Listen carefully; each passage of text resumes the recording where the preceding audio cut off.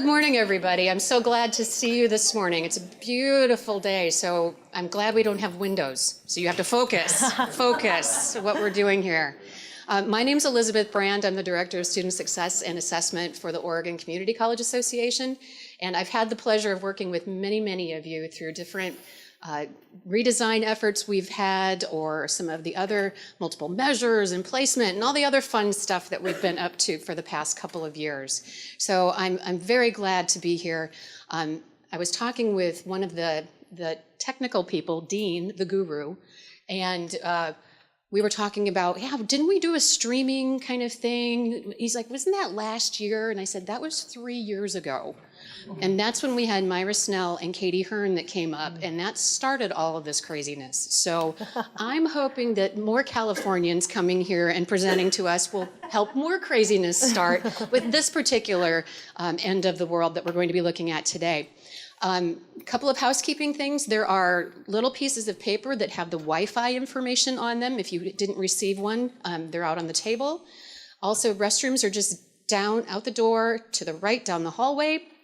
And we'll have lunch, but help yourselves to whatever it is that you need. Take care of yourself because we don't have the breaks built in and things, and we've got a lot of activities to get you engaged. I also want to mention that we have some campuses that are streaming live, so I want to welcome them. And this is also being recorded, so be careful what you say. Because we want this to then be able to be taken back to your campus and to be able to be utilized. Some people are going to use it for professional development opportunities at home, and we will make the handouts available as well electronically so that you can do that. So I'm going to just introduce our speakers because we're here to listen to them and not to me, and then we'll get things going. So I'm going to start with Mary Jo. Dr. Mary Jo, I'm going to say that's wrong. Apigo, thank you, is the Dean of Teaching and Learning. Isn't that a great title? At West Los Angeles College. In her 16 years at West, she's worked in outreach programs, grant management, and faculty staff training programs to improve student success. She was a program coordinator for TRIO Upward Bound, an outreach program that provides opportunities for high school students to access and succeed in college. She's participated in a grant development team that has received more than 20 successfully awarded federal, state, and foundation grants. We're going to steal you. She co-chairs West's Student Learning Outcomes Committee and is the administrative coordinator of the Achieving the Dream Initiative. As dean, her areas of responsibilities include SLOs, professional development, technology, student success initiatives, and grant projects. She also teaches in your spare time in the Computer Sciences Division. She currently co-facilitates with Dr. Powers a statewide community of practice with community college faculty from various disciplines to cultivate a growth mindset with their students. Her research interests include professional development, SLO assessment, growth mindset, and online teaching and learning. So thank you for being with us this morning, Mary Jo. Dr. Miguel Powers is a Fullerton College English professor, so don't correct my grammar. That's not what I do. Okay, good. He has been awarded both the Fullerton College Teacher of the Year and the Extended Opportunity Program and Services Outstanding Teacher of the Year. He earned his doctorate in education from UCLA in 2015, earning the UCLA Alumni Dissertation Scholarship. Currently, he co-facilitates the statewide, we got that, the statewide community of practice. And actually, we were talking on the way over here, this is the first time that these two have done this type of a workshop outside of California. So we're kind of the guinea pigs. Although Miguel took it on the road to China, but I told him that didn't count because it's not in the United States, so we're using this as the first-time opportunity. In addition, he's one of 5 California Collaborative Faculty Fellows as part of the Association of American Colleges and Universities Interstate Proficiency Project. The interstate collaboration promotes research-based student success initiatives. So with that, I'm going to turn it over to Miguel and Mary Jo. Thank you. Welcome them with me, would you please? Thank you so much. We're really excited to be here. Like Elizabeth said, this is a bunch of firsts for us. So it's the first time presenting our work outside of California. It's the first time being live streamed. And the first time actually having these fancy mics. So we're really excited to be here and share this work with you, and thank you for hosting us. What we're going to do is we're going to share some work that we started. Miguel and I were in the same doctoral program at UCLA, And it's a research project that we started in spring of 13 that we worked with at our community colleges, and Miguel continued that work throughout his dissertation. So we're going to share the activities we developed and the research that we found related to impacting students and faculty. So Miguel's going to start with a story about how growth mindset has impacted him. So, good morning. I'm grateful for you to be here and excited to be in Oregon. I was lucky enough to walk around a lot, and I really enjoyed it. And I'm from Northern California originally, so it was nice to get out of the concrete area of LA area. So it's nice for me. So when I ask people ask me how I started growth mindset, I say it starts with the Illuma wallet, which is kind of a strange answer. But if you haven't familiar with the Illuma wallet, it's an amazing device. I'll pass one around. So my son, his name is Jack, and he has a severe learning challenge. And it's the kind of thing that you don't really want as a parent because it was interesting. That's what psychologists kept telling us. And you don't want to be interesting. You want to be, oh, he has this, you do this, and he fixes it. Apparently, there's one thing that's a reading challenge. If you put orange plastic over the paper, they can read fine. First of all, who figures that out, right? Like, try, no, pink, no, orange. Orange worked, who knew? So, like, first of all, figuring it out is amazing, but they don't have that. That's not what my son has. He's interesting, meaning they don't know how to help him, which is not what you want to hear. So he struggled. And when he was in, it was noticeable early, highly functioning, very oral, very communicative, but visual processing was a real challenge. And when he was in, say, kindergarten, second grade, he couldn't do sight words. Even in second grade, he was still struggling with kindergarten sight words. So it was a real challenge, and he would say, I can't read. And we literally didn't know if that was true. It might be biologically true that he couldn't read, or it might be developmental, but if he said he couldn't, then he wasn't doing the effort, and we would never get past that. So I started looking around, and that's when I discovered growth mindset. So what does that have to do with the Illuma wallet? One morning, my son is an early riser. He woke up at approximately 5:30 in the morning, and he woke up and he was in my face. He said, Dad, Dad, Dad! And I'm like, the house is on fire, sorry, I'm not used to being mic'd. And I thought the house is on fire. And he's like, we have to buy the Illuma wallet. And I'm like, what? And he's like, no, and he sat there and he just rattled off all the features of it. It's pretty amazing. You can drive over with a Jeep, it's protected. You can't steal information electronically. It protects the information on your credit card. It's great, it's amazing. Rattle all this stuff off. Okay, the Illuma wallet. Then he handed me this piece of paper. This is always the part that gets me choked up. For the first time ever, my son had written some down by himself. So, every time. You'd think like the 100th time I make it. Every time. So we sat there on the phone at 5:45 and bought like 20 Illuma wallets, and we gave one to everyone we know. Because it was the first time he'd ever done that without an adult or several adults and tears and all kinds of things. And he had just stopped it and written it down because he wanted to, because he now says things like, I have dyslexia, which isn't actually what he has, but it's his language for what he has. I have dyslexia, it's hard for me, and if I do these things, then I can do it. So that is Jack. That's the hardest part of the whole day for me right there. It is the hardest part. Every time. So he's doing really well. He actually just got recognized by his school for some outstanding work that he's doing. He's almost mainstream. He has a few support classes, but he's basically doing really well. He's also writing a story that he dictates to his computer to help other little kids who have challenges and help them. So Jack is a good guy, and we're happy that we found growth mindset for him. That's how I started. I found the value in it and then started using it as a teacher, and that's how we kind of got started on the project. So the Illuma wallet is really what started it for me. And in doing these presentations together, I've heard this story many times, and it's a hard story for Miguel every time. I'm like, are you sure you want to open with it? But at our graduation last year from UCCA, I finally got to meet Jack, and it was really fun to finally get to see. And he was so polite and shook my hand. It was really, really great. And so then now I'm supposed to follow that, which I've never, it's always been difficult for me. So I think what I'm going to do instead is share a video with you by Angela Duckworth. I'm not sure if many people have seen it, about grit. Okay, so we have some people who've seen that. We like to show this video because it's kind of a nice way to set up growth mindset, what we're going to share with you. So we're going to do that next.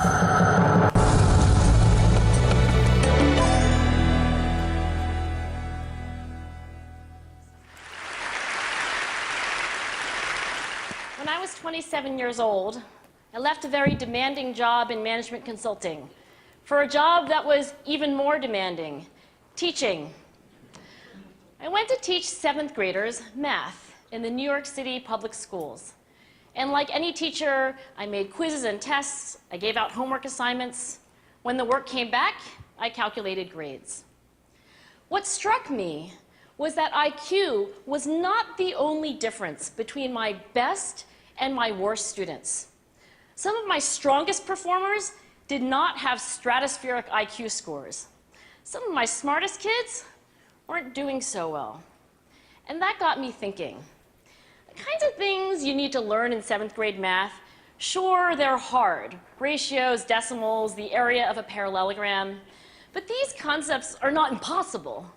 And I was firmly convinced that every one of my students could learn the material if they worked hard and long enough.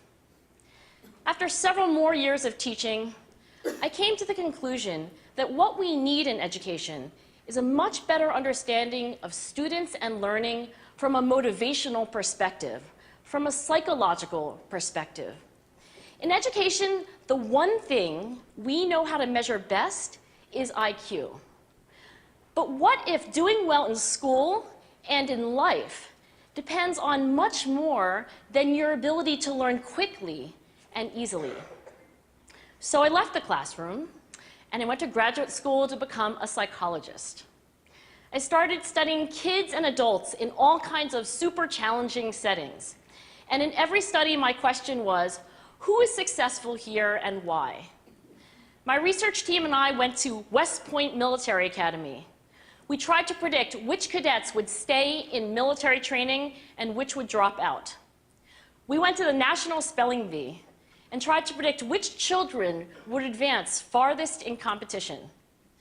We studied rookie teachers working in really tough neighborhoods, asking which teachers are still going to be here in teaching by the end of the school year. And of those, who will be the most effective at improving learning outcomes for their students? We partnered with private companies asking which of these salespeople is going to keep their jobs and who's going to earn the most money. In all those very different contexts, one characteristic emerged as a significant predictor of success. And it wasn't social intelligence, it wasn't good looks, physical health, and it wasn't IQ. It was grit. Grit is passion and perseverance for very long-term goals. Grit is having stamina. Grit is sticking with your future, day in, day out, not just for the week, not just for the month, but for years, and working really hard to make that future a reality. Grit is living life like it's a marathon, not a sprint. A few years ago, I started studying grit in the Chicago public schools. I asked thousands of high school juniors to take grit questionnaires, and then waited around more than a year to see who would graduate. Turns out that grittier kids were significantly more likely to graduate, even when I matched them on every characteristic I could measure, things like family income, standardized achievement test scores, even how safe kids felt when they were at school. So it's not just at West Point or the National Spelling Bee that grit matters, it's also in school, especially for kids at risk for dropping out. To me, the most shocking thing about grit is how little we know, how little science knows about building it. Every day, parents and teachers ask me, how do I build grit in kids? What do I do to teach kids a solid work ethic? How do I keep them motivated for the long run? The honest answer is, I don't know. What I do know is that talent doesn't make you gritty. Our data show very clearly that there are many talented individuals who simply do not follow through on their commitments. In fact, in our data, grit is usually unrelated or even inversely related to measures of talent. So far, the best idea I've heard about building grit in kids is something called growth mindset. This is an idea developed at Stanford University by Carol Dweck, and it is the belief that the ability to learn is not fixed, that it can change with your effort. Dr. Dweck has shown that when kids read and learn about the brain and how it changes and grows in response to challenge, they're much more likely to persevere when they fail because they don't believe that failure is a permanent condition. So growth mindset is a great idea for building grit, but we need more. And that's where I'm going to end my remarks, because that's where we are. That's the work that stands before us. We need to take our best ideas, our strongest intuitions, and we need to test them. We need to measure whether we've been successful, and we have to be willing to fail, to be wrong, to start over again with lessons learned. In other words, we need to be gritty about getting our kids grittier. Thank you.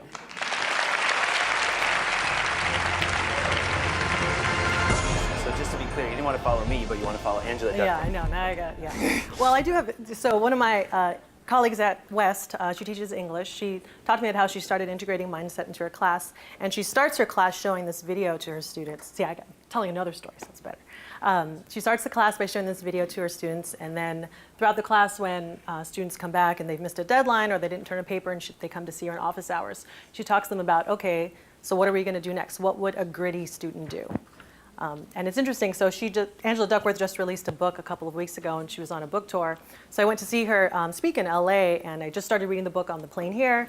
And there's a small section about how her research shows that people with advanced higher education degrees, masters and doctorates, tend to have more grit than those who have a four-year degree.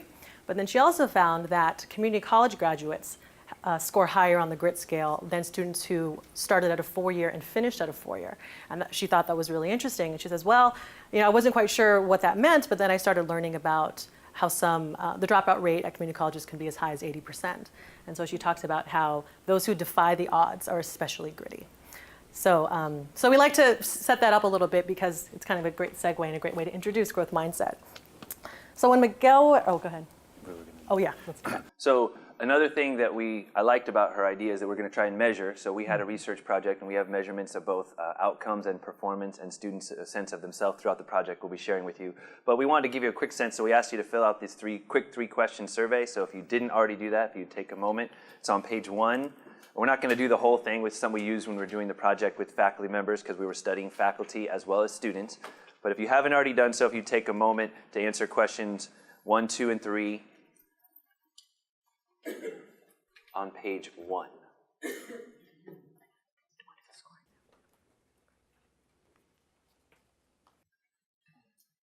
All right. So this is actually published in one of Carol Dweck's group studies she did with Blackwell, Trzynski, and Dweck.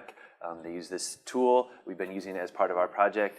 And basically, they explain the scoring. So you would add up your 3 scores. So if you had 1, 1, 1, you'd add up and have 3. Or 3 sixes, you'd add that up. And then divide by 3. So if you did the same thing, that's pretty easy math. And then you'd figure out that if you had a score of 4 or above, then they would put you in the category of a growth mindset. If you had a 3 or below, they would say you had a fixed mindset. And if you're in the middle, you have a mixed mindset. What I think is important, though, is to remember, and Carol Dweck shares this as well, that often you can have a different approach in different areas. Like you might have a fixed mindset in one area, like I'm not a music person, but you wouldn't say that in another area. So just because this particular score is not the end, but it's a place to begin, and it's a way we could measure whether students in the beginning started with a growth mindset or fixed mindset, and whether they changed by giving them a pre and post, and we did with the faculty members as well. One interesting thing we found is most faculty members are growth mindset. They believe that people can improve their intelligence, which kind of makes sense because that seems like your job if you're teaching that kind of thing. But what's interesting is they also shared that they didn't think that their students were. Yeah. So most teachers we've talked to have been more likely to think of them, they have a growth mindset, but they don't believe their students do, often at a higher rate than their students actually do. Like they misdiagnose their students is what we found. So this is one of the things we want to talk about is how students or faculty expectations are really important, and the way we assume and approach things influence even if we say one thing, but our assumptions might undermine that approach. So we just want to have that as a place to start, let you reflect on where you came. So when we were at UCLA and we started this project, we started with 6 20-minute sessions to do in a classroom. And so what we're going to do today is model the first session for you. It's a little bit more than 20 minutes in actuality, but we're going to model that to share kind of what part of the activities we did and then share the research, our findings from all of our research for it. So the green handout that you guys have is what the students would fill out. So they would actually, you don't have to do this, but we would ask them at this point to fill out the very first question, just as kind of what do they know about how the brain works. So you can reflect on that, but you don't have to fill it out. And so we tell the students we often go to school to learn, but we don't talk about how we learn. So we're going to talk a little bit about what happens in the brain when you're learning. And so we're going to start by watching another short video about the brain structure. What happens inside your brain when you are thinking? How do we learn? New technology has created great progress in brain research. These new tools give us a window into the brain. The outer layers of the brain are called the cerebral cortex. The cerebral cortex is more evolved in humans than in any other animal, and it is most associated with higher order thinking. This is where most of the brain's learning happens. The cortex is made up of two halves or hemispheres. The two hemispheres are joined together by a large bundle of nerves. One of the keys to understanding how the brain learns is to recognize that nerve cells are highly interconnected. Any given nerve cell may make thousands of connections. The orange in this image is the cerebral cortex. With new technology, we can look deep into the cerebral cortex. Inside the folds of the cortex, nerve cells make countless connections, like telephone wires. As we zoom in further, we can see individual nerve cells. These cells appear black, with branches reaching from one cell to another. The nerve cells connect to one another through structures called axons and dendrites. The space where two neurons meet is called a synapse. A synapse is the communication link between individual nerve cells. In an amazing pattern of interconnectivity, each neuron can create thousands of synapses. These connections between nerve cells are one key to understanding the brain, including how memories are stored and how we learn. The nerve cells use chemicals, called neurotransmitters, to pass information from one neuron to another. And when you learn, your brain strengthens connections. In fact, when you learn, the brain changes and makes new connections. So that's Miguel. He's the voice actor in our video. He was homegrown here. And he's going to tell us a little bit more about neurons and neuroplasticity. So just stepping aside of how we would talk to students at this moment, just to talk to you. You remember perhaps that Angela Duckworth was reporting about Carol Dweck's work, and she said that when students learn about the brain, they start to believe it. So I think it's useful to stop for a second and talk about the brain and the mind, because we talk about academic mindsets, growth mindset. So the brain is that structural thing, right? The actual biological entity with axons and dendrites and neurons. And then the mind is how we think about that thing. And so if you get people to believe and understand the scientific basis that the brain chemistry and structure changes, it often shifts how they think about it. So it's really important, I believe, to get students to be aware of that. So we were preparing this for developmental classes. Our initial model was all developmental classes. Since we've been doing it in transfer level all over. But we were thinking to ourselves, like, okay, there's ESL classes, there are developmental classes. How do you convince them in an English class or a math class in a few minutes to understand the brain? So this is what is our challenge, and this is what we tried to do. And every time we have a session, which we now have a 4-session model instead of 6 based on improving it with feedback, we always do a concept, an activity, and a reflection. So that pattern is repeated. So the concept is neuroplasticity. We don't even start with that word. That just sounds like a scary word, I think. Right? If you're an ESL student, like neuroplasticity doesn't sound like a word that I'm going to be familiar with. It's going to be a challenge. So this is me stepping out, kind of giving you a concept of what we're trying to do. So right now we can say, well, we told them about that. They probably know it. Of course they don't. Like that's crazy. The video told them. Yeah, they watched it one time. Like they know everything. So now we would move into a description, and then we'll have an activity. Okay, so I'm just kind of giving you a sense of how this is, what the plan is with our series of interventions that we've done so far. And also, I just want to check in and see if there are any questions or anything before, since we haven't even, because we're collaborative. Like that's what we do. This was a big challenge for me in China. They wanted like 5 days of 6 hours a day of lecture, and they really didn't like the collaborative thing at first. They got him on board, but it was hard. Yeah. So are there any questions or? Not yet. Okay. So stepping back, so we would talk about this idea with students. So say this is a representation of the brain, right? These large entities are neurons. The connections, this like the telephone connections are the axons, and the spaces in between that are lit up are the synapses. So this is a representation of how neuroplasticity works, how your brain changes. So how many of you have studied a foreign language in school and then didn't practice it? And then you weren't quite as good at it. Remember that? Okay, but later, if you went back to it, it came back to you, right? Right? Because you had built a neural pathway and then there was neural decay, right? You build it and then it can relapse or it can decay and decrease, but it's still there. You build that neural pathway. So the effort you put into learning something changes your brain. And this is why repetition works. If you remember at one point when you were studying your times tables maybe in school, and at first that was a challenge, and then you got to the point where you could just do them, that's because you built that neural pathway. One way to think about this is, so this is neural decay. So I want to change it for a second. This is neural decay. There's very few synaptic connections, but it's the basic idea. So the next slide represents neuroplasticity. This is an area that you're working on, that you're growing, it's actually changing. So one way to think about this is, this will work here in Oregon better than Southern California where we have a drought, but you remember a beautiful field of grass. I have to say remember in California. Remember a beautiful field of grass. And at first, like in the quad over here, like at first it's like everyone's walking on the pathway and the grass looks great. And then partway through the semester, people have walked back and forth and cut that diagonal pathway or cut the corner and the grass sort of changes. That's actually kind of what happens. When you repeat something, you build a neural pathway. That first time through doesn't really make a path, but after you do it over and over, the neurons that fire together wire together. And you build a pathway that you can stay. And so it might decay, it might go away, but you can come back. And if you look the Oregon Trail, right? There's still ruts there from people going back and forth over that same pathway. They're still there because they built that over repetition. So this represents neuroplasticity, an area of growth, and it's a little hard to see, but there's a lot more stronger dendrites and more firing, more synaptic connections. So this is the concept of neuroplasticity, that when you use your brain in certain pattern of behavior, you build a pathway like walking across a grass leaves a mark that stays afterwards. And that's really the basic idea of learning.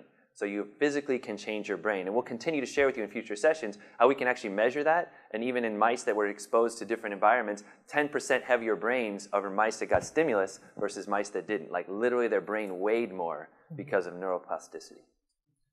It's useful to stop here because sometimes the student's like, wait, if I learn that stuff, my brain will grow and then like my head will explode? This is not a danger.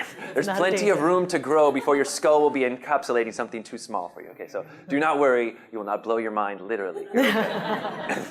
But there's usually a student who asks that question at that moment. And then we would show students what this might look like in the brain.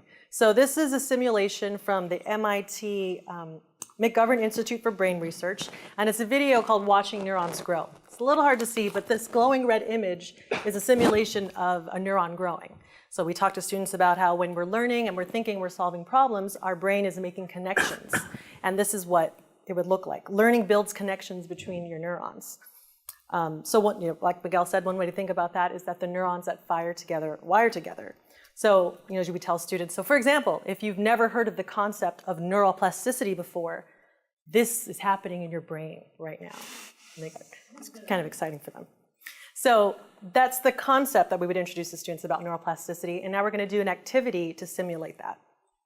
So on your first page, right? First page. So if you flip to the agenda page, 7 of you will have a yellow dot on the first page. Please raise your hand if you have a yellow dot. 1, 2, 3, 4, 5, 6, 7. Great. You guys are the yellow team. In 1 second, I'll call you forward. 7 of you will have a green dot. Please raise your hand if you have a green dot. 1, 2, 3, 4, 5, 6, 7. I think. Okay. In a moment, you guys will come forward, but not yet. Okay. If you don't have a dot, congratulations, you're on the audience team. Good job. So, if you have a yellow dot, please come forward to where Mary Jo and I are standing. We'll explain what you're going to do as you're coming forward. We want to model the idea of neuroplasticity. So this is a new concept. You guys have never had this concept exposed to you before. So at first, you don't even have a neural pathway. But then with the beginning, you come up here and you start to line up shoulder to shoulder. You're building a neural pathway because each person represents a neuron. Yeah, feel free to move the chairs farther apart if that's helpful. So each person represents a neuron. So if you guys could now put your arms out, go like this. I'd just like to see if people do that. It works every time. Those are their axons and dendrites. So between them, there's a space. And so Mary Jo's going to pass out the spoon, which represents the neurotransmitter that's going to help the electrical chemical impulse jump across the gap between the two of them. Thank you, thank you. And then they're going to help us out by playing this. You guys can put your arms down, sorry. You guys are very good listeners. Yes, very good listeners. So the first person gets to use their hand because it's almost impossible to get the cotton ball separately. After that, she put on the spoon. And then you would pass it to the next person. No one else can use their hand to touch it. And then you're going to drop it in the other cup. Now, what does this represent? If you are walking down the path and you see something out of the corner of your eye, your brain is designed in an interesting way because your eye is here. Your occipital lobe is all the way in the back, which means to get the information to see if you have to duck because it's a rock or it's just a bird that happens to be flying over, you have to pass it all the way back, just like they did. Now, apparently they closed their eye as soon as they saw it, because they stopped seeing new things. So you guys are going to keep going. Don't stop. Keep going. New information all the time. Keep going. Yeah, so they're going to keep going. So now, at first they didn't even have a pathway. Now they're firing that pathway together, and they're going to get, hopefully, better at the process. And so then if you drop it, you lost your train of thought, and you can't pick that one up. Let it go. Right? That happens. So they're going to keep going, and this is how a pathway is getting formed, and they're practicing, they're getting better, just like, again, with the times tables, when you did it over and over. You went all the way to automaticity, which means you now do it without thinking about it. It becomes to you automatically, but at first you couldn't do it at all through this process of neural pathway building, neuroplasticity. So that's how it goes for them, and as they're continuing to practice, so the blue team, in a moment, I'm going to ask you to come forward, but not yet. And also, in case any of you are highly competitive, do not hurt yourself coming forward. You're going to come over to where Mary Jo is, when I say, but not yet. And the blue team is going to come over here, build their neural pathway standing shoulder to shoulder, distribute their neurotransmitters, and then they are going to start the exact same thing.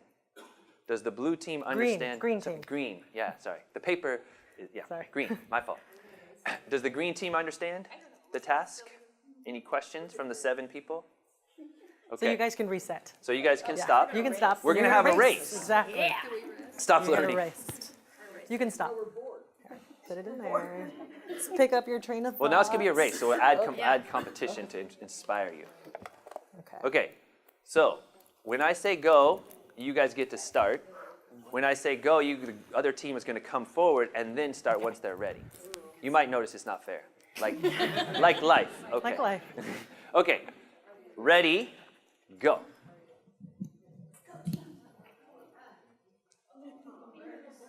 One, 2, 3, 4, 5, 6, 7. Okay, so I'll help you guys out.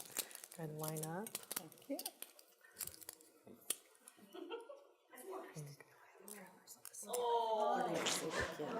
Yeah, the audience team, I need a little more life out of you guys. All right.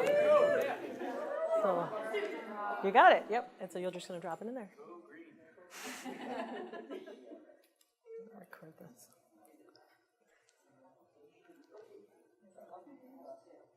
We didn't want to do eggs because we'd have to clean up the mess. We did get marshmallows though as a Suggestion. Suggestion. Let me just take a picture on this side. Right? Right? That'd be good. That'd be good. Come along. All right. And stop. So now we can count the ones that made it to the cup. Yeah. How many did you guys transfer over? You were counting as you did it. Wow. 7. So first of all, how many are surprised they got to 7 out of 11 when they started that far? That's pretty good, right? All right. So as your prize for doing so well, you get to sit down. As your prize for winning, you don't. Thank you. Thank you. Okay. Thank So you. let's stop and talk about it for a second. Thank you. Who did you think was going to win? Why did you think they were going to win? Because they had practiced, right? They'd already done this before. So why do you think we set it up this way so that one group doesn't get to start and be already lined up and having practiced before? How is that like a classroom environment or learning? Right. Haven't you ever been in a classroom where someone sitting next to you, that foreign language is really easy for them, and you think, oh, I'm just not good at it, and they are? Well, they didn't start with a neural pathway either. They just already had it when you met them, so they looked like they were smarter than you. They looked like they were better at this than you because they were in a different place than you. They were not building the pathway. They were using a pathway they already had, and you maybe have never encountered it before, but at one point they were right where you were. They didn't have a pathway to start. They built it with practice and effort and good, intelligent practices. So we like to show people that even the group that came in, they got 7. They almost caught up. And every once in a while, that team wins. I think it's because they're motivated to try harder. But that's a useful thing to remember is sometimes when I'm struggling, the person sitting next to me isn't struggling. It doesn't mean that they're smarter. It means they have a different process, that they're in a different place in their neuroplasticity than I am. So that's why we like to set it up this way. We have worked with some psychologists to suggest a third option, which would be to send people out of the room so they didn't even see the rules. And then because, in fact, a lot of times what we do as teachers, a lot of classrooms are you watch us and then we expect you to do it, which is kind of what we did. But what about not even being able to see it? We haven't tried that because we're trying to do research, so we don't want to have too many variables. So, but that's a suggestion that's come to us, is like sending a third group out and having them try to figure it out as we go along and see how much harder that would be. So that was some things. What are some other things you noticed as an audience member about the activity? Yes. Well, the second group had the benefit of prior knowledge, a little bit of prior knowledge. I have a question. If there's, in this kind of situation, and if there's a little more stress, like let's say low competition, does that impact performance on the second? I mean, when you're trying to learn and... So if I can repeat the question just to make sure people who aren't here can hear it. It sounds like you're asking if there's competition or stress, does it impact at least the second group? And I'm going to answer it a little more broadly and say, I think yes, if there's high stakes, it increases the performance and the anxiety associated with it for everyone, right? This group probably starts getting nervous. Like they said, oh, now they're making the noise, they're getting nervous. I heard that comment, right? So I think that's important as a teacher to create an environment where risk is expected and risk is celebrated and that there's low stakes. And we're going to talk about this towards the end of the day, about the grading process and how you build this in or don't. Like you can talk about growth mindset all you want, but what you do with your grades is really where you're telling students what matters. And so you can make choices that create space or create opportunities for failure in that it's not the end because you're not done. It's only failure if you stop, right? So I think that's essential. And I do a lot of competition, but I always have no penalty situations. Like you can't lose, you can only win, right? And my initial start of this was some brain research, and I went to a great talk in MIT, and that was one of the key findings is like the neurotransmitters of dopamine releases at that moment where you're waiting to hear if your answer is right. And then because you have higher dopamine, your memory retention of that information is good. But if you get a negative answer, that's actually more negative and it counteracts it. So creating environments that are open to competition, but no risk, because the risk can be too, especially for certain people, it can be too damaging. So absolutely important. You want to have a space where it's safe to take risks, it's safe to try, but you don't get punished for not winning, for not being first, not being fastest, or even right, because it's not done until you're done. That's a great question. Any others? Okay, so did you guys develop any strategies or practices that seem to help you get better? Okay, supporting each other, yeah. Sometimes people develop like a strategy where they lock it, like one person goes on top and the other person goes on the bottom, they turn it and then pass it. And so sometimes people have done that, right?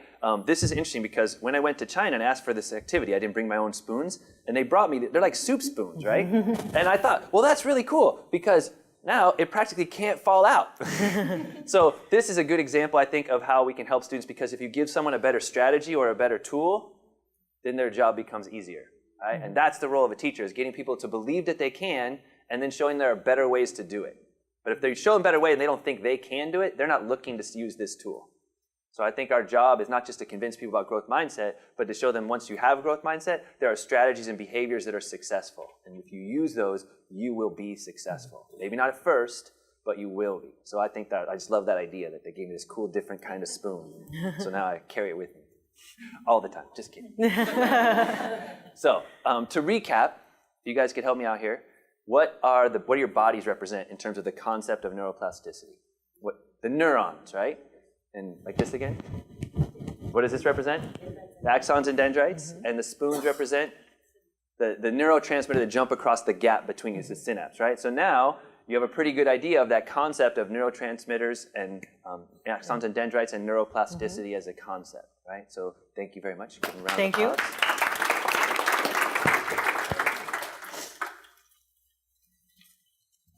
So we've talked about how the brain grows. We did an activity that simulated neural plasticity. And we also saw a video about what it would look like, a simulation in the brain.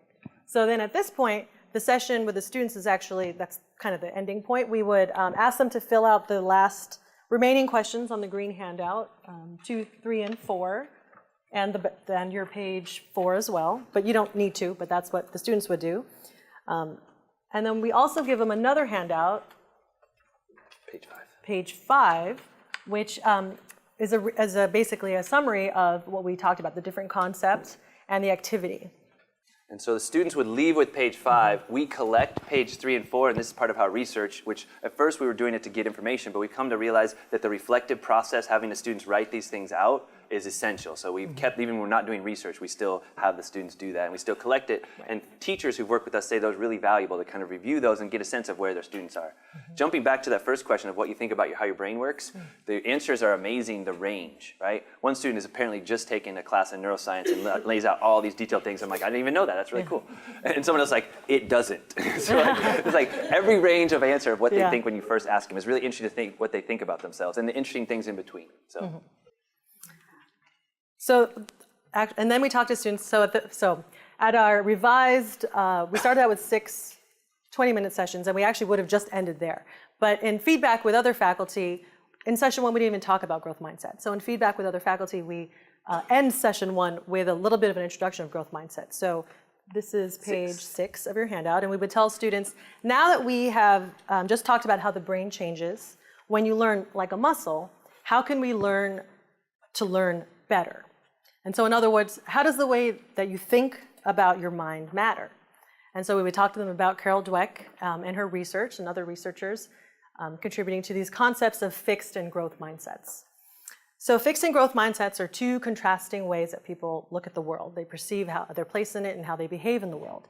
People with a fixed mindset responds to challenges, sees a challenge and gives up. People with a growth mindset sees a challenge and sees it as an opportunity to learn and to grow their brain.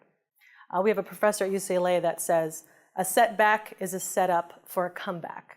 And that's what people with growth mindset, people who view the world through growth mindsets would think. And so research shows that mindset's malleable. You could change from being a fixed mindset to a growth mindset. That's it for that, right? Yeah. And so one of the things that we found was interesting that teachers really picked up on were the last 2, before you turn away from page 6, the criticism and success of others, and this gets to that competition. Like, if it feels like it's a situation where I'm the only one who can win, then I don't want other people to be successful. But if we create classrooms where the group is doing better, I'm doing better with the group, that's the success of others as a model, and looking at people doing well as resources to help me do better, and creating that space where people feel that way when I'm doing well, that I feel obligated or helpful by going back and helping other people. And then the response from criticism, this goes back to the grading and feedback as well. How do you give people information so that they process it in a way that's useful? Because I think often teachers sort of, I did all these comments to help you, and the student sees, I did it wrong, I'm bad. Right? And so how do we change that response to criticism and response to feedback as opposed to criticism? Like there was an effort, and I could have just given you a score and handed you the paper. I did all this work to help you, but you're not hearing it that way yet. So I think those are some things that teachers have picked up on, and things that they can do differently after they have adopted more of a growth mindset teaching style. So I think now we're going to do another activity. Yeah. Okay. Do you want to pass these out? Sure. Okay. They're already in sets. Yeah, there should be sets of 6. So Okay. Just drop a set. So we're going to do another activity that we actually would do in the second session, but we're going to do this now. So I'm going to pass these out, but keep them face down, but everyone should get one. So this wouldn't be in the first session, but we would do this often as a way to introduce. So we often in school try and test people and find out who has certain skill sets, certain talents, certain abilities. So we're going to do one of those right now. So if you keep the paper you're getting face down, don't turn it over until I give you the instructions, because I want you to do this test. Now, it's a very important test. It's a test that's not just going to determine your success in school and this class, but largely in the technological world that we find ourselves in. This is a skill that people who have it are going to be successful. If you don't have it, you're going to find yourself really challenged in trying to keep up in this competitive world environment. Can I have one of those? So again, it's a really important test. It's going to really identify some important skill sets, and I want you to do well, so I want to make sure you're clear on the instructions. So if you're not, please ask. So when I say but not yet, you're going to flip the paper over. Again, not yet. And then you're going to circle the numbers in ascending order. So you would circle 1, then 2, then 3, then 4. And let's say you saw 6, but you haven't found 5. You can't skip, so you have to keep looking until you've signed numbers. Before you ask, all the numbers are there. It's not that kind of trick. It's not that kind So of test. you are going to just circle the numbers in ascending order to define if you have this very important skill set that's going to help determine your success in life forever. Yes. No pressure. The first time you said ascending, the second time you said descending. Did I? Yep. Then I said it incorrectly. Up, ascending. Up, yeah. 1, 2, 3, 4, etc. Okay, anyone have any other questions other than correcting my mistake, which was helpful because I didn't mean to be wrong. Okay, so if everyone understands the instructions, we're going to time you. So you will have 30 seconds ready begin.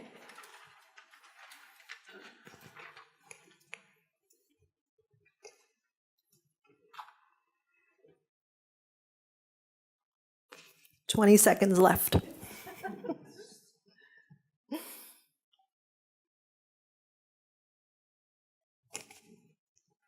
10 seconds.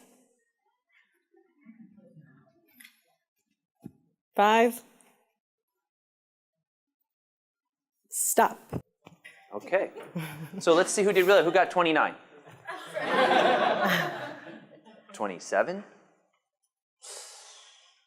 I don't know. I don't know. Well, how about 20? Anybody get 20? Okay, one person got 20. That's really good. 22. Excellent. Excellent. Excellent. Well done. Well Very done. good. Now, there's 2 different ways to do this. I'm going to do it my way. Mary Jo has a different way. I think that's great. I want to commend you on that, but I want everyone else to do well, and I want to be a good teacher, so I'm going to help you. So what we're going to do is we're going to try again from wherever you left off. So, our top student is going to start off at 23. The rest of us, wherever we are, you know where you are. And I want you to do better, so I'm going to give you some advice. But does everyone understand? Wherever you left off, you're just going to start from there. Is that Continue. clear? Okay. Are you ready for the advice? Try harder.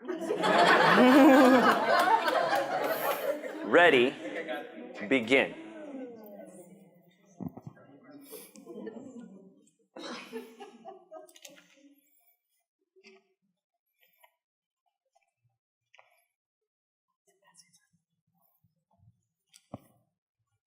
$15 seconds.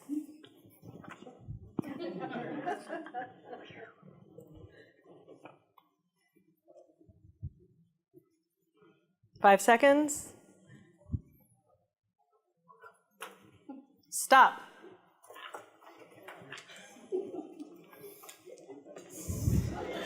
So now you're going to find out if you did better or worse. You're going to subtract the first number from your final score and see if you did better the second time. So subtract your first score from your final score and see if you did better the second time.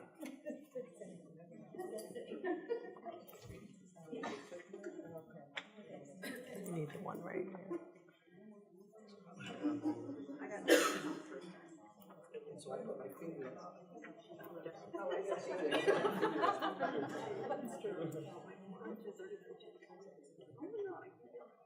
Okay, so how many people did better the second time? Oh, your See, advice I'm a works. great teacher. They all tried harder. I'm a great teacher. How many people did worse? See, now I feel bad about myself. How many people did exactly the same? Points for consistency. Very good. Very good. So before we go on, how did that make you feel, that experience? Anxious? Why? I had a lot of fun with the mic when I was timing you guys. I heard a shut up. So what were the features that made you anxious about it? The timing, okay. It feels competitive, right? We singled out the best person and called her the best person. She made loud scratchy noises. Oh, We could hear her being better. They could just hear it. Yeah, the expectation and risks. Yeah. Uh-huh. Yeah. Feeling judged. Feeling judged. Excellent. Yeah. And since I'm so competitive, I had to resist the urge to cheat. Because I saw the next one, and I was tempted to circle that one before I found the right one. So I wanted to beat April, so I felt. But you're a better person because you didn't cheat to do That's right. it. Yeah, I guess. You're getting credit for being a better person. Right.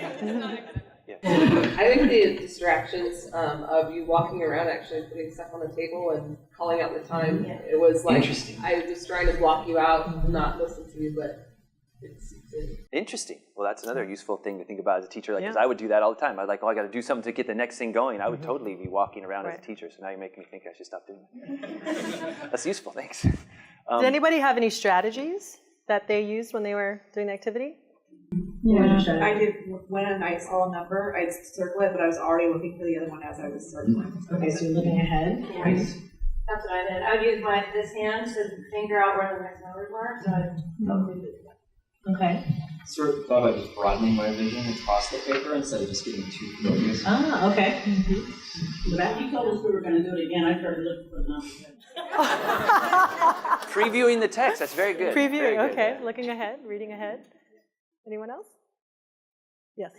Well, the first time I felt very anxious, and I was like, but the second time I'm like, okay, well, clearly this is an exercise, and I can actually kind of just, relax and just do my circles. And did you do better the second time? I didn't.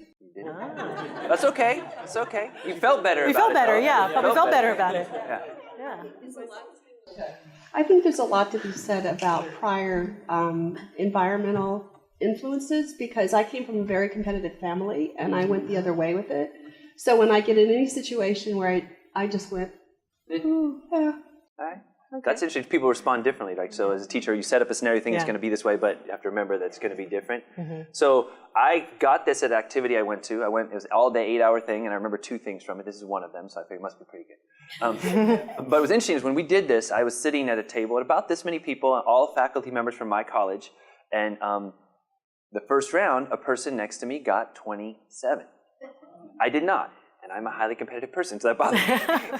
But I was like, oh my gosh. And he said, what, are you a math teacher? The facilitator said to my friend, Deidre, are you a math person? She said, no, he's English. He's like, well, now he's really impressed, right? Like, okay, well, that's great. How did you do it? And she said, so this is why I didn't do it this way. She said, I noticed it kind of went like this. There's a little pattern to it, which I'm like so excited because now we get to try again, and now I have a secret, right? And then he went around and asked everyone, how many people did better? Only 4 people in a room this big did better. When he asked them why, they said, because you told me to try harder. And I was just so angry at you for telling me to try harder like I was not trying before. But don't we do that to students all the time? We say, study, and like, oh, study harder. If what they were doing was going to work and they legitimately put in the right amount of effort, more of that is the wrong thing. And you're not helping students when you get them to try harder in the wrong ways. We want them to try smarter, to work smarter. And once they believe they can, our job is to help them have better strategies, to have the spoon, the better spoon, right? Not just more of what they're doing, and not adding pressure, not adding anxiety, not making it a competition, but giving them the space to learn. So that's the lesson I took away, which wasn't what the lesson he was trying to give from, but that's what I heard. Is in a room of 60 people, only 4 people got better because they were not even listening for the cue. Almost nobody else even heard her say the pattern. They were so caught up in their own performance and their own response to him that they didn't even learn when an expert told them how to do better, right? And I said, she was my friend, she was sitting right next to me, so it was hard for me not to hear it. I don't know that I would have heard it across the room. I'm not saying I was in a different spot, but that's what I took away from it. But there's another chance that we're going to do. Hopefully it'll be better. You want to touch anything? Okay. So now I have a blue one, unfortunately, for some of you, that I passed out while you were trying to focus. So now you're going to take the new blue one and fold it. And you can fold it hamburger or hot dog. That's something I had never heard until I was doing this and someone told that to me. Hamburger or hot dog. Oh, you need more? So you're going to fold a hamburger hot dog because you're going to fold it a second time so it ends up in quarters. Everybody? It doesn't matter if you fold numbers in or out. Just make a nice good crease so it looks like this. And when you've got a nice crease, you can just unfold it. Because now I'm going to actually help you, unlike telling you to try harder. Because I'm going to tell you the pattern, which my friend had sort of deciphered. In fact, the first number's in the first quadrant, the second number's in the second quadrant, the third number's in the third quadrant, the fourth number's in the fourth quadrant, and the fifth number's in the first quadrant, etc. So it's by quadrant. So she had noticed the pattern, which is actually deliberate, but she'd observed it in another way, which is insightful and good. But does everyone understand the pattern as I've explained it? We're going to give you 30 seconds to try and do better. Ready, set, go. Stop. How many people did better? All right. So, how did that make you feel? Smart? You feel better, right? Feel less pressure?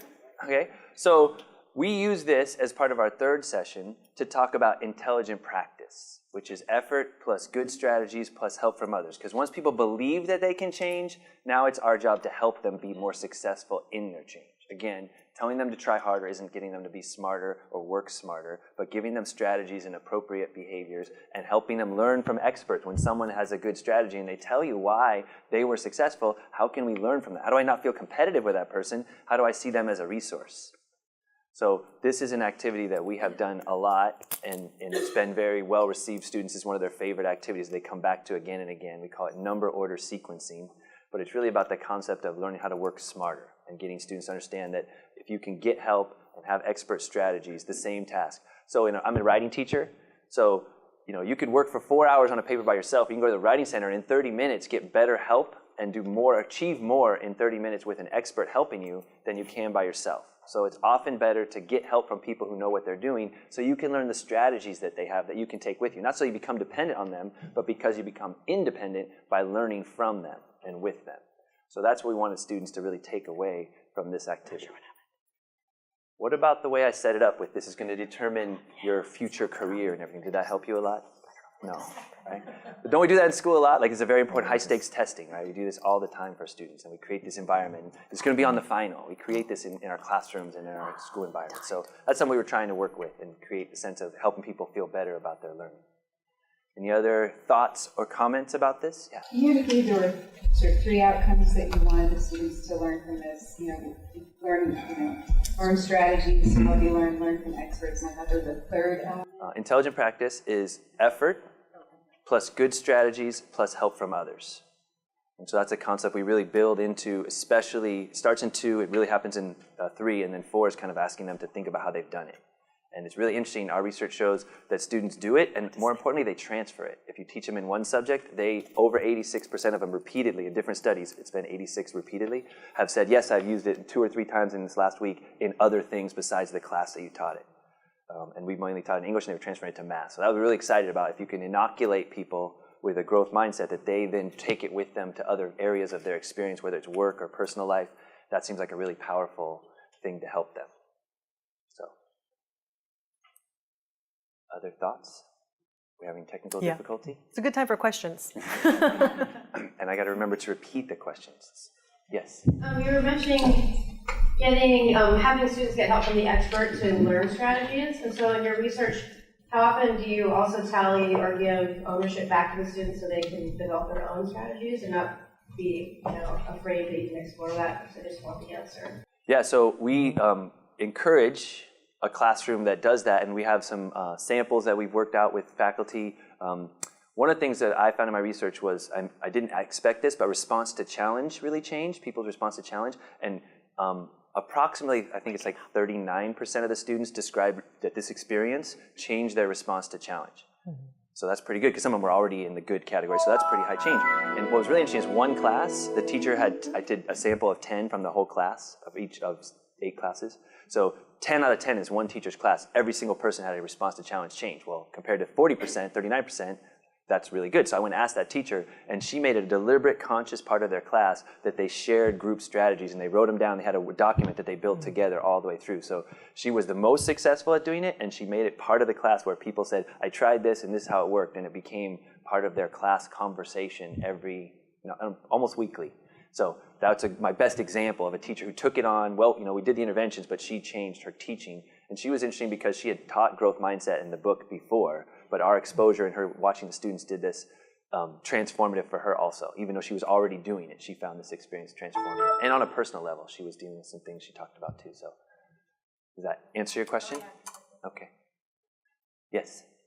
A few weeks ago, a group of us had a opportunity to watch a Carol Dweck TED Talk about not yet, and kind of reframing how we approach grading and doing things with our students to say, you're on the right track, you don't quite have it yet, but not giving the traditional A, B, C, D, F kind of, grading, saying, you didn't get this concept, or you only partially got the concept, but that if we build a growth mindset, we do it through kind of a different strategy of saying to students, there's a student over here that's already there, and you're over here, but that doesn't mean that he's better than you or she's better than you. It means that you haven't gotten there yet. Yeah, we have a session in one of our sessions, we call it the power of yet,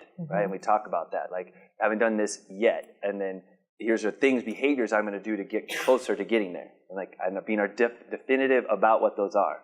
Like, who am I going to get help from? What are strategies I'm going to try that I haven't tried before? What are strategies I have tried in the past that I'm going to make sure I follow up on? So getting students to have ownership about their process, but the power of yet is definitely something that we think is very important. So I think that's a great point. And that was, I didn't repeat the question because I'm new to this, being streamed here. Your comment was about seeing Carol Dweck and talking about not yet and having different grading processes as opposed to straight A, B, and C, but recognizing that students may be ahead of you, but you can get there, you're not there yet. Is that fair? You're on the right track, you're not there yet.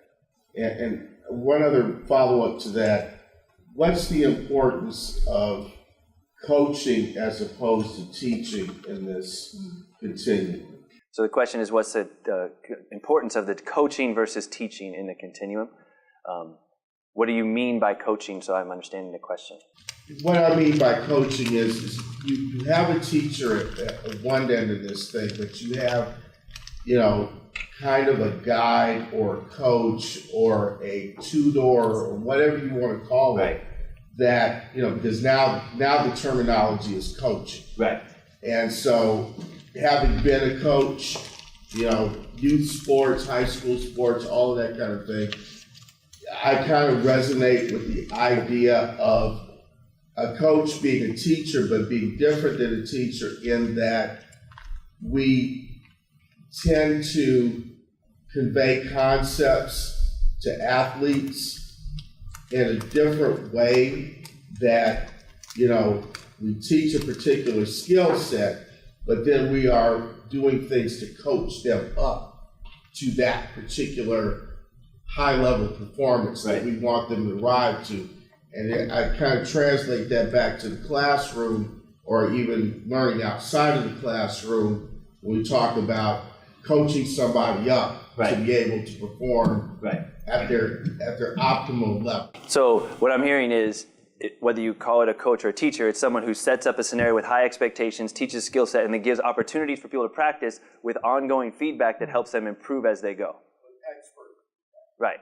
And so I think that's the kind of thing that we're going to hopefully get towards because again, I think it comes down to grading, because that's really where you tell students what matters. So hopefully by the end of the session today, you guys will be working on sharing we have some research to share with you, and then some strategies that you guys can share, because I believe that we're saying something very similar, that it's about how you approach the student in getting them to see that they don't have it yet, but they have information coming to them, feedback coming to them as they continue to work towards that objective.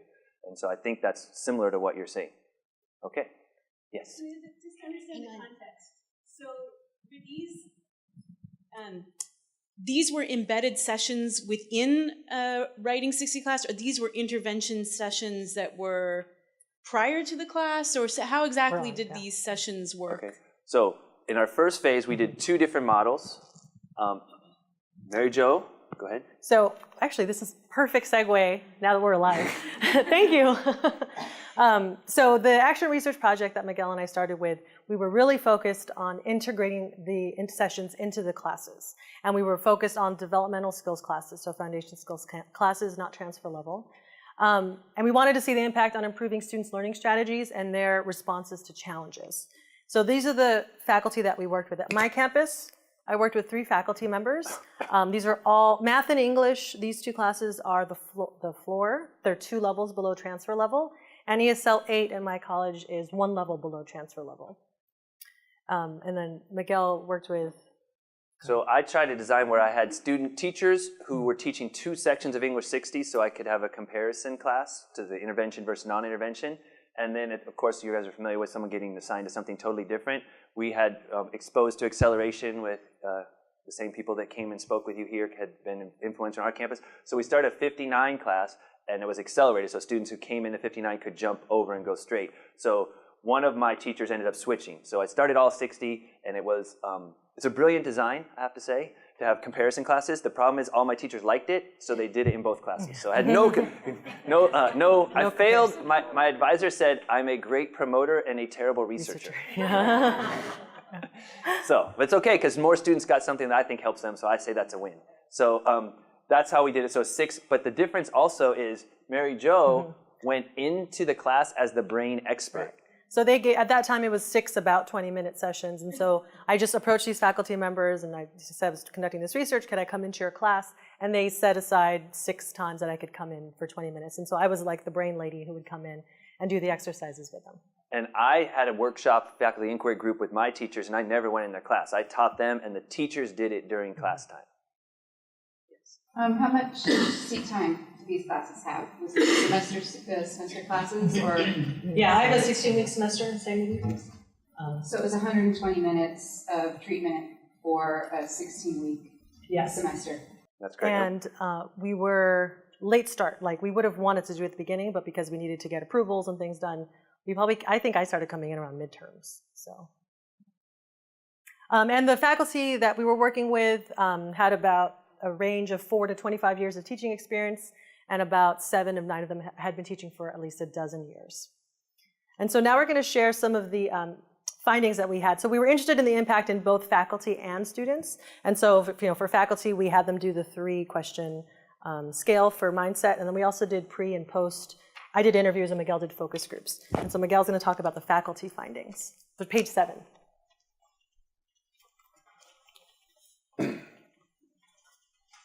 So what was useful to the faculty is 100% of them integrated growth mindset into their instructional practice. And what that meant was, I think the original question was, were these inside the class, like interventions or outside? They started as interventions we had them do in class, but all participants ended up integrating into their practice outside of that intervention. It wasn't something they just did separately. It became part of their teaching practice, and it was something they took with them going forward. So it took 100% of the teachers adopted it as part of their concept of being a teacher in that year. And then 7 of 9 used it already that semester beyond the course. Like they'd started immediately. So at the end of the year, they all agreed, I'm going to use it going forward. And 7 of 9 started using it in that semester in the other classes that they were teaching. So we saw it as it was very influential to them. And did you want to go over your example? On page 8 of the handout, there's some qualitative, some quotes that we had from our different interviews. And at my campus, I think at Miguel's campus, his faculty had been talking about growth mindset. Some of them had already been teaching mindset in their classes, but it wasn't very widespread at my college. So I had to kind of give a little explanation about what it was. And when I did my pre-interviews before I did the sessions, we asked our faculty, do you think intelligence is fixed? Can you become smarter? Can you improve at things? And I remember the math faculty member that I was working with gave me an example. He's a ranked chess player. He's been playing chess for years. And he basically said, no, I think about it in terms of chess, and you get ranked and you kind of plateau. You just level out and you stay at that level. So no, I think intelligence and your ability is kind of what it is. It's going to plateau. And then throughout the session, so I came into his class 6 times. He watched me do the session. Sometimes he participated. And then I did a post-interview with him. And he's quoted on page 8 under the finding too personal. He's a faculty C. And he basically, I asked him again about what he thought about intelligence and ability. And he went back to the quote, the chess example. He talked about, I think on day 1 you asked me, can you learn anything new? And I gave you my chess example. And he says, well, I'm playing in a tournament right now and I'm 4-0. And I've adopted some new strategies. I thought, okay, I'm going to approach this game a little bit differently. I want to learn something new before this game. I'm going to prepare a little bit differently and try to prepare something I've never looked at before. So in that short amount of time, he had already thought, well, I guess I'm not so fixed. I think I can improve, and there's some strategies and things that I can take on to improve my game. So I thought that was kind of interesting because a lot of my faculty were less growth, actually, to begin with. And then I think the next thing. So for students, what we were also interested in, so we started out with 9 classes. So we had, at the very beginning, we had 206 students. We ended up with 7 classes. You're like, why do we bring these people? Yeah. 2 classes, that dropout rate. 2 classes couldn't finish all the sessions. So we started out with about 200 students. We ended up about 150. And what we did was, on the green sheets where the students did reflections, we had them turn them in after every session. And so we could track students' responses throughout the whole session, all 6 sessions. And what we did was we took a random sample of 5 students from those 7 sections. So we had a random sample of 35 students that we kind of mapped and tracked. And so some of our student findings, which are on page 9, I'm just going to refer you to the transferability one. So this was an interesting finding for us.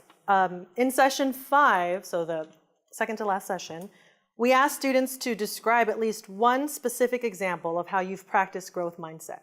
And if our learning discussions have changed your view of mindset, describe how. And about 60% of them, 21 of the 35, gave answers about how they use growth mindset, but not in this class. They talked about how they used it in another class, in my math class, or at work, or in the sport I'm playing. Even though we didn't ask them, how are you using it outside of this class? So this idea of transferability wasn't something we were looking for. It was quite a surprise.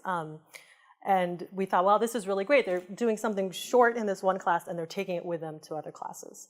So we wised up. Luckily, we were looking at our data as we were going. And so in our last session, we specifically asked, are you using any of these strategies anywhere and outside this class? We asked specifically. And so when we asked them specifically, 89%, 31 of the 35, gave an example of how they use strategies in other classes or outside of this class.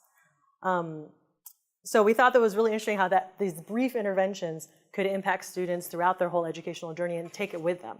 And when Miguel did his dissertation, which he'll share, there was really great transferability to math classes. So that was really exciting. We also were interested in, so these were based off of their reflections, so we coded their reflections and their data, but we also looked at student outcomes data, so student achievement data. So we were interested in course completion, and so I'm sharing data for just the ESL class. We share this data particularly because there's really the ends are a little more comparable. We don't have that many sections of ESL. Math, it's like, 10 sections. So, but at my college, at West, my all three interventions had 0 Ws. They all completed. So in ESL has generally a high course completion rate, but in the intervention session in spring 2016, there were 0 Ws. And that was true in all 3 of my sections. You want to say anything about Fullerton? So the course completion rate went up at Fullerton. Over the same comparable semesters, the low was 77 and the high was 83, and in our sessions it was 86%. So we beat the best of the 4 semesters by 3 and the lowest by 9 percentage points. And then we also looked at course success, so students getting an A, B, or C in the class. And for ESL, again, it generally has a high course success rate, but in the intervention session, it was a 96% course success. So this was very, really great data for us. We were really interested in that. And even in the lower courses, the courses with lower course success, there were still some improvements. And then the other thing that we were also interested in is this idea of getting help or using resources on campus. And so we also measured that 3 times with students. Okay, so before we even started the interventions, we had them take the mindset scale, and then we asked them if they use any of these resources and then in session 3, so right in the middle, and then at the very end. So what's interesting is that office hours went up. We'll talk about this in a second. Students also started talking about how they use videos online, Khan Academy, so the online resources was increasing, and counseling. So this one we were really surprised about, but we think it's user error or research error. So at my college, tutoring in the writing lab is in the library. So for a student answering this, we don't know if they were going to the library for the books or if they were going to the library to get tutoring or reading lab support. So we would reword that question to be a little bit more specific about what service they were getting as opposed to where they were going. But the trend of increasing resource use was promising for us. And one of the things about our mixed methods is we were able to see the numbers, but then listen to the people. And they would say things in the written things like, I used to think that asking for questions meant I wasn't smart, or I didn't think that getting help was the right thing, and now I am. I'm not afraid to ask for help. So we could see the emotional part that was going with the documentation. So that was really nice to have that mixed method. Yeah. I'm curious with tutoring, just going down a slight bit. What about study groups? I mean, did it inspire students to actually develop more? Oh, sorry. Did this inspire more students to initiate in class to start a study group because they felt more comfortable with this growth mindset, that they didn't have as much self-consciousness and et cetera? Anecdotally, we do. Definitely so they wrote about study groups. In fact, we'll share with you a student walk you all the way through, and she mentions that. But we didn't have it as a numerical question, so I don't have the data. But anecdotally, they definitely talked about getting help from other people, and sometimes that involves study groups. So absolutely, but I don't have data. Yeah. And the conversation that our faculty had with students about resources on campus, I have a faculty member, she was talking to them about her office hours and was encouraging them to come see her during office hours, but no one would come, and she'd finally found out that they thought office hours were when she's in her office and not to be bothered. like, don't bother me during these times, as opposed to come see me. So they had that conversation about what the purpose of office hours is, what they could do with her in there, as opposed to a do not disturb hour. So they opened up some conversations about that, how to access resources on campus. So as an example, before we move on page 10, we always like to let the student voices be heard. So you could read these in the future. I just thought I'd call attention to the third from the bottom. It's number I-10, so that means class I, student number 10. We didn't have any names. We have permanently changed our brain mindset. It has changed my mindset of thinking that learning and being smart is a choice, and I want to choose that choice and not the alternative. And another student in that class drew what we have now adopted as our logo. Just unsolicited drawing on one of the final green sheets that we collected, that being smart is a choice, with a pretty optimistic way of looking at it, I think. So we kind of now think of that as our logo. I think if we could get students to believe that, then we've done a pretty good job. So. And so so Miguel said we like to always have our student voices be heard. So since we were able to randomly sample students and track them, we're going to share a case study of one of the students with you. We've named her Angie. So she's going to... Hi, I'm Angie and I'm 28 years old. I go to Fullerton College and I've taken classes at other community colleges. This semester, I'm taking English 59 and one other class. I've been at FC for more than 2 years and I'm majoring in business management. So I don't know if you caught all the details, but she's in English 59, which is 2 levels below college credit. She's already been at my college 2 years. So. And she's a little bit older, but I just think that's, like, to me, that's such a powerful thing to think she's already been there 2 years and she's far away. Now, she's in the accelerated class, and this is where I get to brag about the growth mindset. That teacher who had 259 accelerated classes had 13 students in the non-intervention class try out to jump. Only 2 made it. In the intervention class, 19 tried out to jump ahead and go straight to English 100, and 17 made it. So she attributed that to the intervention. I don't know if Angie was one of those who tried, because we don't know who she is, so I have no way of knowing she's one of those people. This isn't her picture. That's a generic picture off my campus website. Yeah, we don't know. We don't know who she is, so I don't know if she's in that list, but I just think that the difference, the same teacher, only 13 tried versus 19 tried, and only 2 versus 17 making it, that seems like a pretty big difference when this notable thing is the variable of the intervention. So these are some of what she turned back into us. So at the beginning of session 1, which is what we did with you guys, we asked them to talk about the most interesting thing they learned during the discussion. The most interesting thing I learned during this discussion was how information is passed and used by the brain. Because I didn't know that your brain grows every time you learn something new. One thing I will do differently after this discussion is try to learn and ask questions as much as possible, because I want my brain to continue to grow. So we thought that was pretty exciting. We talked to them for 20 minutes. They did an activity, and she's using the language that we're talking to them about growing your brain and the possibilities of that. This is also her response. So in session 3, this is where we introduced the concept of intelligent practice, so effort plus good strategies plus help from others. And we asked them to give us one specific example of where you used intelligent practice since our last discussion. I made an old Mexican dish. I tried twice to make this recipe. I asked my mom for help, and the woman at the grocery store also helped.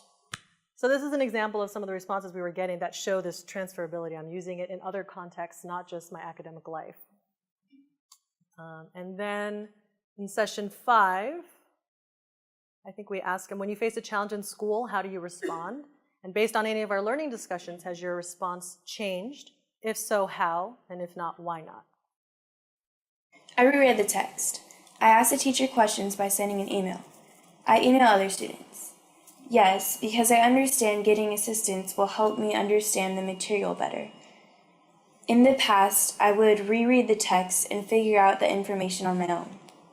That last sentence was really common for our students. They would just, well, I read it, and then I read it again, and I studied it, and what does study mean? So that was actually a really common response. But here she's talking about sending an email, talking to other students, and then I think we also... In my history class, I've tried different ways of learning the material, by reading, looking at PowerPoint presentations, and videos to learn the material. I try to talk about the assignment with a study buddy or a family member to help me learn the material. In other words, review. So I think this goes back to your question about the students seeking help from each other. Like she mentioned that in both places. She emails and here she talks about study buddy. So I feel like that was clearly there. I just don't have it. We didn't have it as a question that I could give you a percentage, but it definitely emerged from their descriptions of what they wrote. And then in session 6, so the very last session where we do a lot of growth mindset discussions, we talk about any additional strategy. What additional strategies can you use to improve your learning in the future? I've used these strategies in other classes since I learned this. I not only read the material, but I look online for videos that would help me understand the material. Since I can visualize the scenes from the video, it helps me memorize and comprehend the material. I also create an outline as I am reading the material, so I can stay on top of the key points. Then I talk to someone else about the material, sort of teach them what I learned. So from her first story where she said, I used to reread it, to all those things, like this is somebody who clearly has a better spoon, right? Like she has all these strategies. And I think that has to do with the teacher partly, right? Like once you get the students doing it, what do you want students to do when you say study? What does that mean in your class and how is studying in your class different? We're going to reference something called reading apprenticeship, which is really about helping people who are not experts become experts in your field and recognizing how different it is across fields. So one of the ways they do that is they ask you to go and be a sociologist if you're an English person and realize how you're a good student, but you don't have to be a good student here by making you not the expert in your own field. So I think that's something to think about is how do we help students have better strategies as well as believe that they can change. So here's our logo. And so we had started with these 6 sessions, and then we got a lot of feedback from faculty and students about things they liked, things they didn't like, and so we reorganized our sessions, and it's on page 11 of the handouts. And it's basically an overview of what has now become about 30-minute or so interventions. We also add on things at the end to say, you can also try this discussion or give them other suggestions. But in session 1, we modeled that for you. So you saw all of session 1 where like Miguel talked about, we have a concept, an activity, and then reflection time. In session 2 is where we talk about the concept of intelligent practice. And we look at an experiment of jugglers and their brain growing, and also the mice experiment of their brains getting denser. In session 3, we talk about memory and how learning is making retrievable memory. And then we do a mind mapping activity where students can learn about how to mind map concepts. And in our last session, we talk a lot about growth mindset and different ways students can respond to challenge or foster a growth mindset in their practice. And so with the 4 interventions, Miguel then tested these 4, right, with your dissertation. No, you did the 6th. I did the 6th, and one of the ways we came up with the 4 is we asked the faculty, but we also asked the students what were the most useful things. So we eliminated things that they didn't find useful, and we kept all the ones that were most powerful. And there was a big, like they had several that were 4 or 5 that were 85, 90% of people said, this is what I remember, and the cotton ball was always number 1 or 2, even though it was 12 weeks back from when they did it. That's one of the ones they took. The number order sequencing was another one that they took. And there were a few more. So we were able to customize it based on feedback from the new model. And now we've done the new model with the community practice in California. So it's been tested by 30 or 40 faculty in all different disciplines. And it's not just for developmental classes. I used it in transfer. People are using transfer level classes. Since we set out to do the target developmental level classes so that the concepts could be more accessible. And also we developed a curriculum, I call it content agnostic, so that they could transfer between different types of classes, especially since my class had math, English, and ESL. So that's been a really great benefit because people have been integrating it into their different types of classes, math, architecture, we had all these different ones. And then they also share how they've developed content-specific activities for their class. So that's kind of cool too. Yeah. Wait, I think she's going to come with the mic. Oh. I was just curious, are you going to juggle for us? I see juggler experiment on here, and I was curious about that. You wouldn't find it very long if I juggled for you. It would take a few times for me to drop something. The juggler experiment is research that we found online where they taught 26 people. They took one group, none of them knew how to juggle. They took one group and taught them how to juggle, and one group didn't, and they did pre and post MRI scans to see if their brains changed, and they observed measurable changes in the brain in the area of visual processing and motor skills for the people who juggled. and then they had them stop juggling and come back and measure again, and it decayed, but it didn't go back to its original state, like we talked about neural decay and neuroplasticity, and so it measured that there was permanent brain changes in when you learn something. And so we were able to show that to the students. And there's also information that we share in there about the mice that we talked about. So mice who were given stimulus and peers. And then another group of mice that was isolated with no interaction, and that their brains in the stimulus group was 10% heavier at the end because of that brain density that they grew. So we have this set up. So when we do it to teach people, because Mary Jo is such a good partner, we basically have a script and a Prezi to go along with a lot of the stuff you just saw, and it says, say something like, and then there's like a description, and then the Prezi. So in that session, there's a video that her friend, yeah, my boyfriend, my boyfriend, my partner, Ruben made, and it's great. It used to do an article. It's based off of an article called, I can't remember what it's called, how your brain grows or something like that. And so we used to do an activity where the students would just read it and do a read around, and that was one of the least engaging activities. So then we turned it into a video and a discussion instead. But the faculty notes and the script and the Prezis then allowed for all this research, because the faculty were doing pretty consistent sessions with everybody. So since we developed that early on, that's how we've been able to share it so easily, because people don't have to like take notes about everything we say, because we've got it all written down. Right. So like the video about the brain with the cerebral cortex, like that's just in the Prezi. Like you just click it and it comes up next. So yes, they are shareable that way.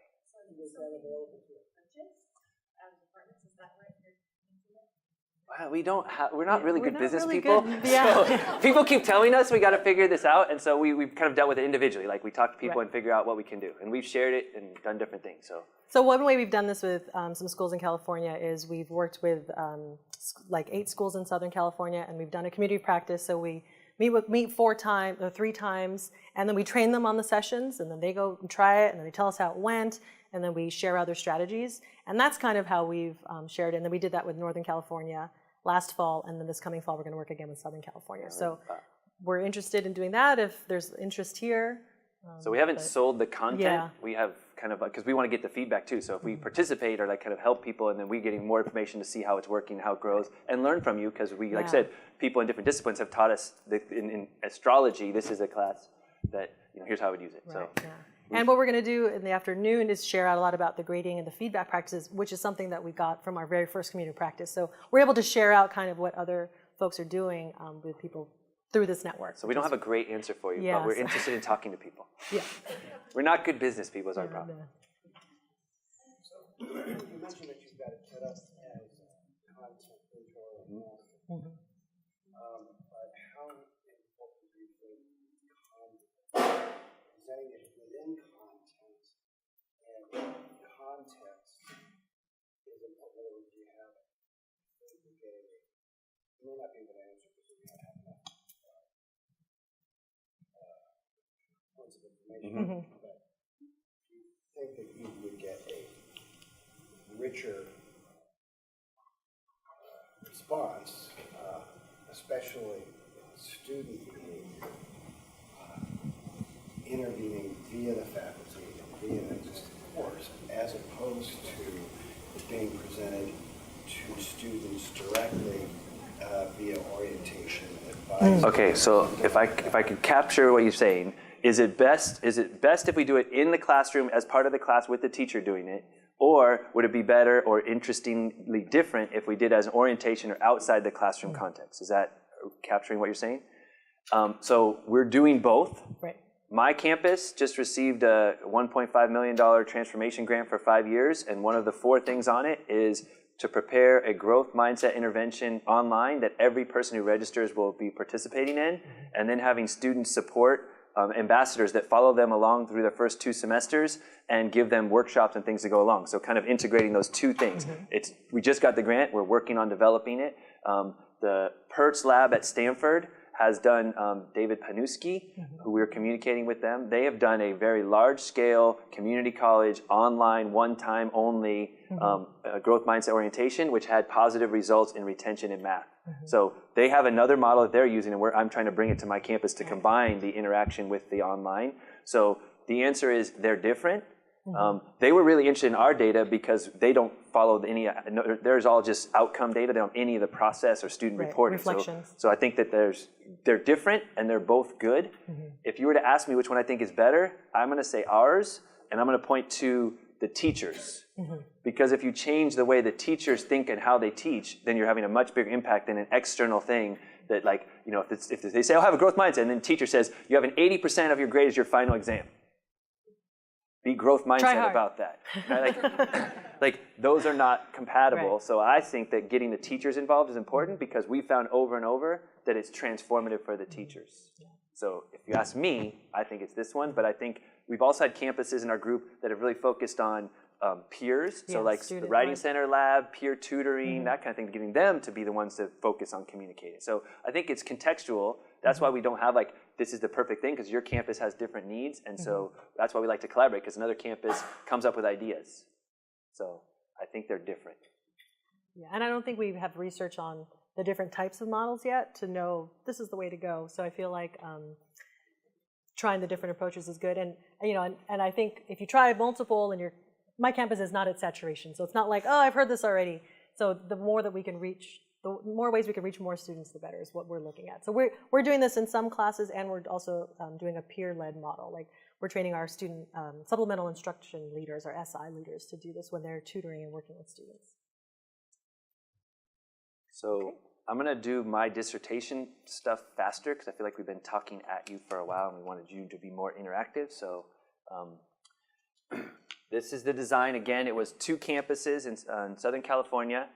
Initially, I tried to recruit 10 faculty at each campus, so I'd have 10 in the intervention and 10 in control group. Life is complicated. That didn't exactly work. And then it got more complicated because, as she mentioned, saturation. Growth mindset has like become very popular on my campus. And I ran into someone in the hallway, and she's like, "Oh yeah, it's great. I was using the number order sequencing thing in my class." And I'm like, "But wait, you're in the control group." And I started asking. I'm like, "Oh yeah, we're all doing it."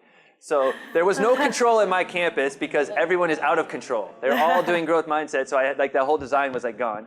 That left me with the other campus, and then one of my faculty members had a serious health incident, so I ended up with 3 classes that were in the control group, which means that my statistical significance was very rare, because when you only have 80, it's very hard to get. I was supposed to have 200, so my statistical significance was disappointing as a result of reality, but the other things were really positive, and so I'm going to share those with you, and the faculty results were really positive as well. So, okay, so going on. So this is the page 13 is a place to start, is a couple pages. Again, I'm going to give you the short version. I'd be happy to answer more questions, but I think at some point there's a return on investment here is low. So every single faculty member changed their mindset. What I think is most interesting, the third one, they changed their view of students. Again, these are people, many of whom were teaching growth mindset before they started, but they did things like they said, I became more patient. I started realizing that students were struggling and not that they were giving up. One of my faculty colleagues said, I had begun to feel like after a certain point I was speaking Farsi to them and it didn't matter what I said anymore. And he says, now I feel like I have to do Google Translate and figure out, okay, if I'm speaking Farsi, how do I do that better? Like he said, I stopped giving up on my students. So, and I happen to know he's a really good teacher, so that was a powerful transformation. They adopted it into their discussion, assignments, and growth mindset, grading, and feedback. And I think, again, that's the key. We don't really want them to be 4 individual sessions that you do outside. They're different. Like, oh, now we're going to pretend to be growth mindset, but then we're going to go back to real class. Ideally, there would be no interventions. It's just part of your class. And that's how that one teacher got 10 out of 10, because she made it part of the class. And now all 9 of them embed growth mindset as fundamental, was their word, going forward. So 9 out of 9 teachers change. So this is why I think this model is powerful, because it's changing every student that they encounter now is having a different relationship. Okay, so now looking at the students. The majority changed their mindsets at the bottom, page 14, by the way. Should have told you to turn the page. Again, in the 80th percentile, right? So we've seen this now repeated several times. 86 to 89% of the people transferred their growth mindset behaviors. 29% transferred it to math. They were all in English classes, so 1/3 of them specifically, without being asked, did you transfer it to math? Just where did you transfer it? The number one answer was math. Only 14% said they use it in English, like when asked where to use it. They were more likely to use it in math than they were to use it in English. Again, 49% response to challenge. I think I said 39 when I did it from memory, so luckily I guessed low, so I don't look bad here. And again, the quantitative results were not bad, because the course completion was 95.7% of the students in the interventions finished. 96% successful. So not statistically significant, but that's basically one person per class that didn't finish, or didn't succeed. So that's why I said it was reality that made me feel bad about it, because that's still pretty good, right? If you want to just flip to the page 15, there's a brief summary of the faculty implications, but I just want to have you read the call-out boxes, or I'll read them. A faculty member said, "It was transformative for me and for the students. For the students to recognize they have the ability to change their intelligence, and just to see the shift in how they approach the material of class, and for me as an instructor to recognize this basic belief or fact isn't understood by them, by the students, or even the faculty." So many of them described it as transformational. That was the language that they kept using. Looking at the students, this is Intervention 6, Question 2, Class I, Student 10. So that's what that little code means. So it's the very end, same student, 2 questions. The growth mindset interventions, has changed my mindset by knowing I can learn how to do anything. For example, I thought that math was one of my weaknesses as a student, but when I apply intelligent practice, I noticed I was able to do it as long as I practice. And then my opinion of growth mindset has changed significantly in a positive way. Finding alternate strategies in order to learn overall helped me grow and become a better person. So that's not a bad use of 2 hours. And again, it's an example of transferring it to math, about using better practices. So believing you can change, and then believing there's things and behaviors you can do to help you achieve your goals, I think is a great outcome. So that's what the short version of what the dissertation was, which really confirmed the things that we had found in our initial study, including the transferability. We did also look at, we had the students do the pre and the post test for their mindset scale. And in your dissertation, was it the same? Mm-hmm. So most of the students that we found, most of them had a growth mindset to begin with. And then when we measured them again post, they became growthier. So they went from like a 3.7 or 4.1 to like a... Yeah, like in the high fives. That's not really a thing. That's not, we're not trying to say there's no research about no research about growthier. Yeah. I have a question about, were these all face-to-face classes, or was there any distance or hybrid? We haven't done ourselves any hybrid online classes. People in the community practice have been working on it, and we're still trying to keep up with them to see, because they all did it in face-to-face as part of the community practice, but many of them are online teachers and are working on that. But at this moment, I don't have an online strategy. Yeah.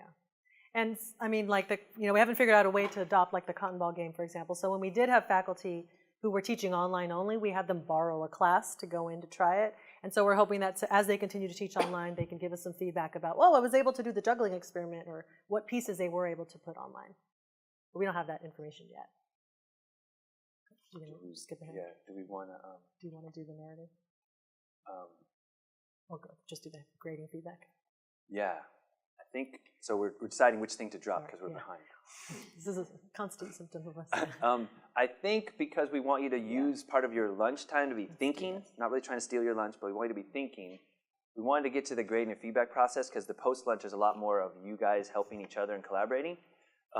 So this is page 17. You want to go through this? I can introduce it, yeah. So when we did our first community practice with Southern California in fall of 14, we ended at the Strengthening Student Success Conference, and so we had a post-conference session with them, and we asked them, we basically got some feedback from students, from faculty participating about what grading and feedback practices support a growth mindset in students.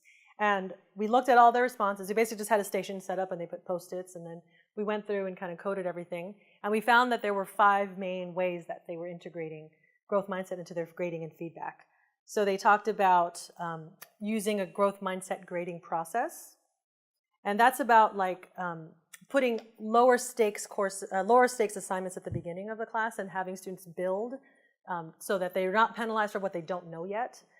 And so that's described on page 17, and we also put some of their actual, their comments down there. And then they also talked about how a growth mindset failure isn't permanent feedback process. It's a little bit like the, I don't know this yet. It's the power of yet. And so that's on page 18. They also talked about having students do a self-reflection or a self-evaluation. After doing an assignment, they would have them say, well, what can I do to improve, or what strategies will I use to revise my paper or study for this next test? They also included revision for full or partial credit, and then using growth mindset as a component of the course. So modifying their syllabus to include growth mindset strategies, things like that. Is there anything else you want to highlight? Yeah, so what we're going to ask for you to think about is like which one of those 5 strategies either you're already doing, you'd like to spend more time thinking and collaborating on, or you haven't tried and you'd like to learn about it a little bit more, would you like to work on after lunch? So we thought by having you look it over, you could be thinking about that, maybe even talking about it if you wanted to. And again, as she described, each time there's a brief couple sentence summary and then some of the materials that the people, the faculty members actually wrote. So you can get a good sense of what each one of those looks like. And so you might pick one that you're already familiar with and you want to participate in that, or maybe you want to look at one that you haven't tried and spend some time collaborating, discussing, and thinking about what that looks like. So we're going to do poster sessions and collaboration after lunch, and we just thought it would be smart for you to be thinking about it instead of like saying, here it is, now go pick something without having any chance to be reflective or talk about it or ask us any questions that you might have.